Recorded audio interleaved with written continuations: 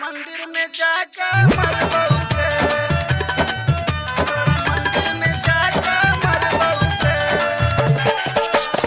DJ Shivnarayan SK music studio गांव की प्रस्तुति। अलियो तोरा मंदिर में मैया दर्शन हमरा तू दे देगे, मैया दर्शन हमरा तू दे देगे, मैया दर्शन हमरा तू दे देगे। आ नहीं तो कपार फोड़ मैया मंदिर में जाकर मरबौगे, नहीं तो कपार फोड़ मैया तोरा द्वारे पर जाकर मरबौगे, नहीं तो कपार फोड़ मैया तोरा घरे में जाकर मरबौगे। डीजे शिवनारायण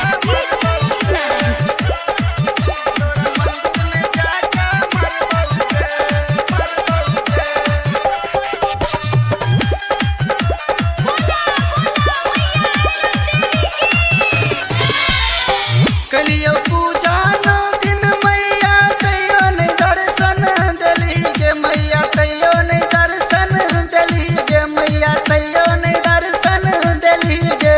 आ नारियल चढ़ा कर तोरा मैया 9 दिन पाठ हम कलियो गे, आ नारियल चढ़ा कर तोरा मैया पंडित से पूजा कर लियो गे, आ नारियल चढ़ा कर हम मैया 9 दिन व्रत रख लियो गे।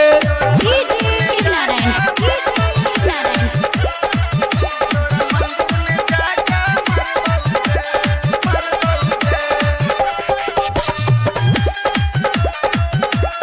तेरा वाली मैया की लौट ए बहु मधुबनी से चुनरी मैया तोरा मोरे बौगे गे, मैया तोरा मोरे बौगे गे, मैया तोरा मोरे बौगे।